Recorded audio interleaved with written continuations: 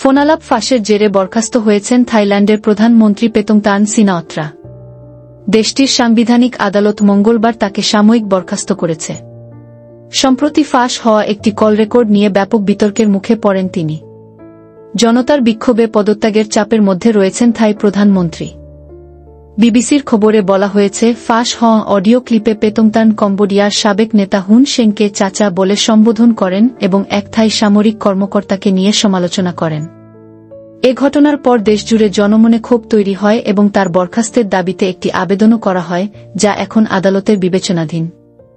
এই রায়ের ফলে দেশটির রাজনৈতিক অস্থিরতা আরও বাড়বে বলে মনে করছেন বিশ্লেষকেরা। থামাসাত বিশ্ববিদ্যালয়ের রাজনীতি বিশ্লেষক পুরাবিচ ওয়াতানাসুব বলেন, আদালতের চূড়ান্ত রায় না হওয়া পর্যন্ত একজন ভারপ্রাপ্ত প্রধানমন্ত্রী দায়িত্ব পালন করবেন।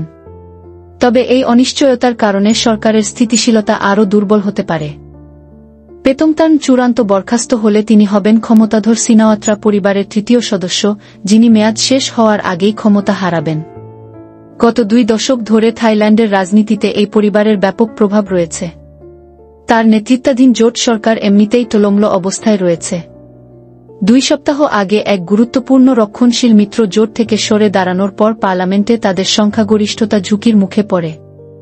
সাংবিধানিক আদালত 7-2 ভোটে পেতংতানকে সাময়িক বরখাস্ত করার সিদ্ধান্ত নিয়েছে। তাকে নিজের অবস্থান ব্যাখ্যা করার জন্য 15 দিন সময় দেওয়া হয়েছে। এই সময়ে দেশটির উপপ্রধানমন্ত্রী সুরিয়া জুন গ্রুং রুয়াংকিত ভারপ্রাপ্ত প্রধানমন্ত্রীর দায়িত্ব নিতে পারেন বলে ধারণা করা হচ্ছে, যদিও সরকারিভাবে তা এখনও নিশ্চিত করা হয়নি। এই রায়ের পর সাংবাদিকদের পেতংতান বলেন, আদালতের রায় আমি মেনে নিয়েছি। আমি সব সময় আমার দেশের জন্য সর্বোত্তম কাজ করার চেষ্টা করেছি। গত বছর পেতংতানের পূর্বসূরি শ্রেত্তা থাভাইসিন বরখাস্ত হন। তার বিরুদ্ধে অভিযোগ, তিনি তার মন্ত্রিসভায় কারাভোগ করা এক সাবেক আইনজীবীকে নিয়োগ দিয়েছিলেন।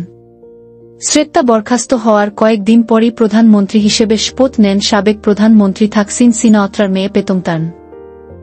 38 বছর বয়সী পেতংতান থাইল্যান্ডের ইতিহাসে সবচেয়ে কম বয়সী প্রধানমন্ত্রী এবং তার ফুফু ইংলাক সিনাওয়াত্রার পর দ্বিতীয় নারী প্রধানমন্ত্রী।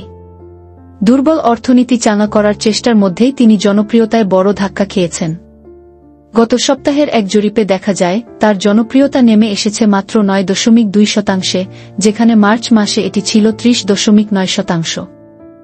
এদিকে ফাঁস হওয়া কল রেকর্ডের জন্য পেতংতান দুঃখ প্রকাশ করে দাবি করেছেন, এটি সীমান্ত বিরোধ নিয়ে আলোচনার কৌশলের অংশ ছিল।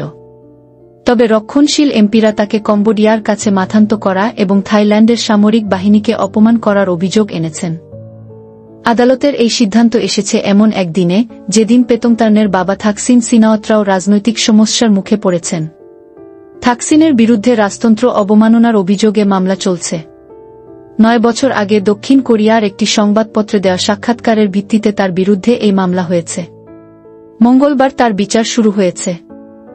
থাকসিন সিনাওয়াত্রা থাইল্যান্ডের সবচেয়ে আলোচিত রাজনৈতিক ব্যক্তিত্ব।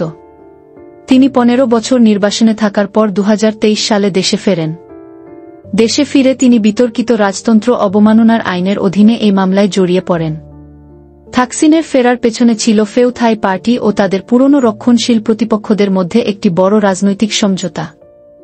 এই রক্ষণশীল গোষ্ঠীগুলোর মধ্যে রয়েছে থাইল্যান্ডের সামরিক বাহিনী, যারা অতীতে 2 বার সিনাওয়াত্রা পরিবারের সরকারকে অভ্যুত্থানের মাধ্যমে ক্ষমতা থেকে সরিয়েছে, এবং রাজতন্ত্রপন্থী বিভিন্ন গ্রুপ।